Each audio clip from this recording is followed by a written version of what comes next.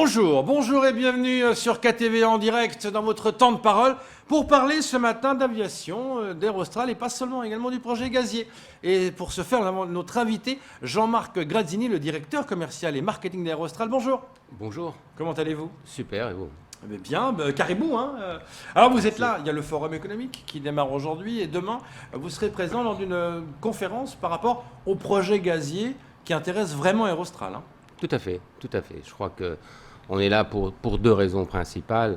La première, c'est pour rappeler certaines choses qui peuvent paraître évidentes, mais compte tenu du fait qu'on a tous une mémoire sélective, il est bon de temps en temps de remettre un peu l'histoire d'Air Austral, son engagement dans la durée. Ça nous semble très important, sans discontinuité depuis 40 ans. Ça, c'est l'histoire d'Air Austral avec Mayotte et les Mahorais. Après, on pourra toujours tout critiquer, mais ça, ce sont des faits qui sont intangibles.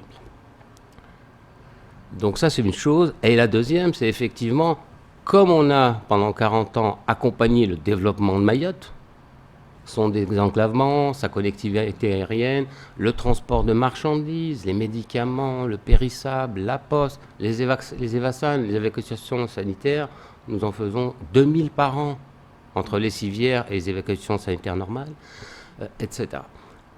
Je crois qu'on veut continuer à accompagner le développement de Mayotte. Oui, nous avons une légitimité qui est historique, qui est de fait. Le premier vol Mayotte-Paris direct, nous l'avons fait. L'accompagnement d'un partenaire qui a participé au désenclavement régional de Mayotte, la compagnie EWA, nous l'avons fait. Et donc on veut continuer à côté des Mahorais et de Mayotte, à poursuivre cette histoire en essayant de prendre l'opportunité qui va se présenter, j'espère, pour Mayotte et les Mahorais, avec le développement du projet gazier. Et on espère que Mayotte sera retenue comme base arrière logistique, ce qui effectivement permettrait à Air Austral et à son partenaire EWA de participer à cette nouvelle aventure. Justement, et comment vous participeriez à cette aventure? Très simplement, on va essayer de schématiser. Après, dans les faits, c'est toujours un peu compliqué, mais donc, si Mayotte s'affirme comme base logistique arrière de ce projet gazier qui va avoir lieu dans le nord du Mozambique, alors à ce moment-là, on va avoir besoin de transport de personnes et de marchandises. Alors bien sûr, il y a le maritime qui va jouer, le port de Mayotte va jouer un grand rôle, bien évidemment, mais il y a aussi le transport de personnel de divers endroits du monde. Les gens vont venir des États-Unis, d'Europe, d'Asie, et il va falloir les acheminer vers Mayotte. Et là, on a un rôle à jouer. On a un rôle à jouer en partenariat avec EWA, puisque nous avons jusqu'à des vols quotidiens. Cet été, il y aura des vols quotidiens entre Mayotte et Paris, comme l'été dernier. Nous pouvons acheminer ces personnes jusqu'à Mayotte, et après, EWA peut les reprendre et les acheminer vers le nord du Mozambique, très probablement Pemba. Donc voilà un peu comment nous nous positionnons. De l'Asie, nous avons aussi des vols de Bangkok. Bangkok est un très bon hub régional en Asie, probablement un des plus efficaces en Asie. Et là aussi, nous avons une solution à proposer. Donc on voit bien que les choses sont en train de s'organiser. On est encore dans la période d'expression des besoins qui ne sont pas encore formalisés. Ils sont en train de se faire là. Et en fonction de cette expression de besoin, nous, on calera une offre qui pourra accompagner ce développement et surtout cette opportunité qui est énorme pour la zone de l'océan Indien. Et ça développera EWA Air également. Et ça développera EWA Air par la même occasion. L'approche n'est pas une approche égoïste de la compagnie.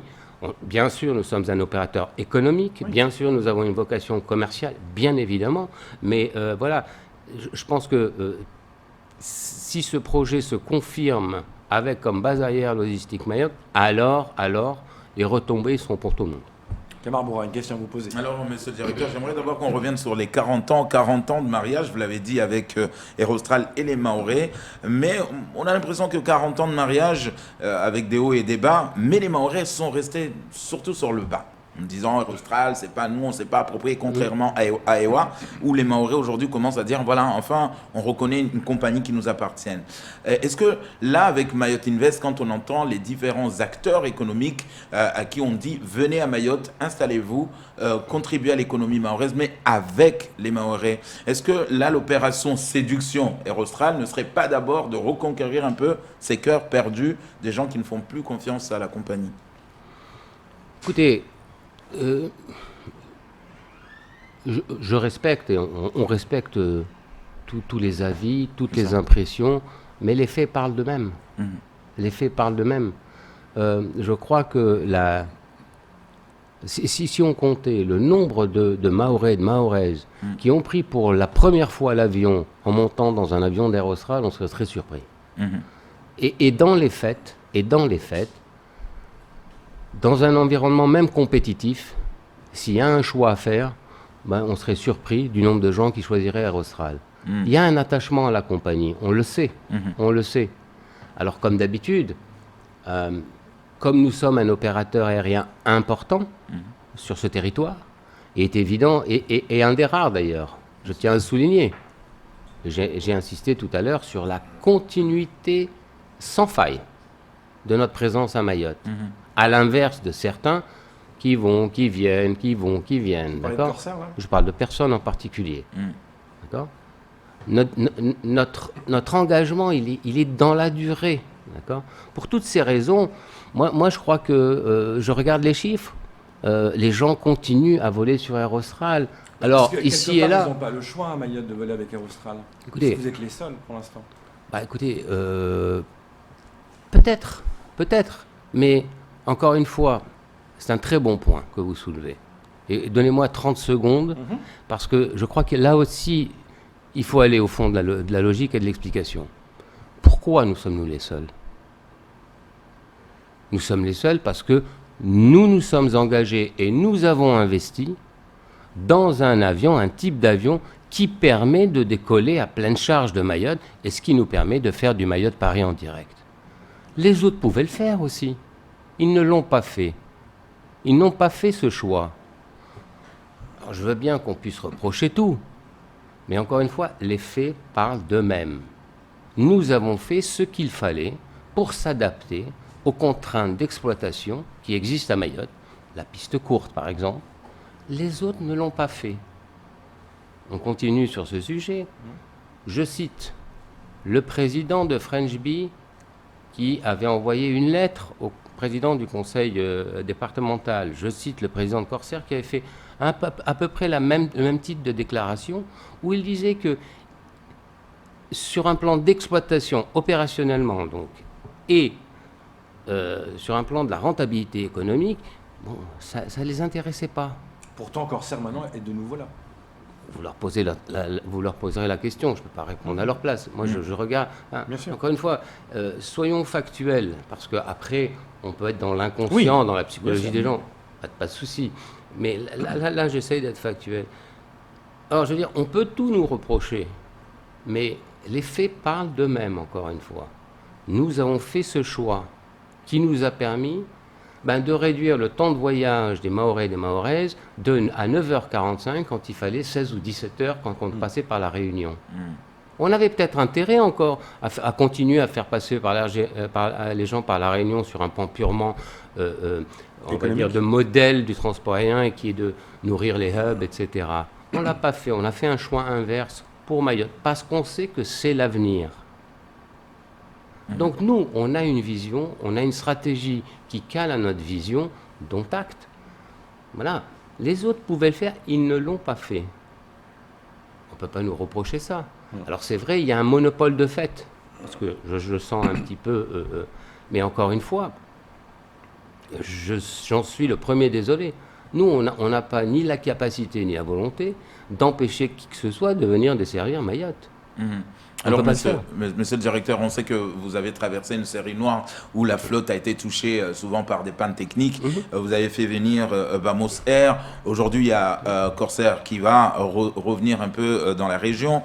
Est-ce que là aussi, dans la vision de demain Aerostral de la compagnie, on essaie quand même de travailler ensemble? Là, vous nous parlez de EWA par rapport à cet acheminement qui peut se faire à Bien Pemba. sûr. Mais est-ce que là aussi, avec l'arrivée de Corsair, on peut se dire, ça y est, si demain on recommence à avoir un peu ces problèmes de panne technique, on peut tout de suite travailler avec notre concurrent Corsair? Alors, deux choses. Sur les plans techniques, je voudrais rassurer surtout vos auditeurs, vos téléspectateurs. Toutes les grandes compagnies qui avaient ce type d'avion ont subi ce genre de désagréments. Ces problèmes ont été réglés. D'accord ? Ils ont été réglés. On a immobilisé pendant plusieurs semaines les avions pour que les nouvelles ailettes, c'est un peu technique, hein, c'est un problème de moteur, Rolls-Royce, très spécifique, ont été réglés. Et donc là, je pense que sur les derniers mois, vous n'avez pas vu de problème. Je rappelle que même pendant les périodes les plus fortes du confinement, la compagnie Air Austral a continué à voler à Mayotte. On n'a jamais arrêté de desservir le territoire. Jamais. Et là, il y avait des demandes de fret qui étaient cruciales. Très important. D'accord ? Très important. On a été toujours là. Bon, ça, c'est la première partie de votre demande. La deuxième, c'est est-ce qu'on est prêt, en gros, à coopérer, c'est ça ? Et voilà, à travailler dans l'ensemble, là, quelque part, même si on est concurrent, mais être voilà, des acteurs tout pour cette région, surtout avec ce projet gazier. Soyons clairs.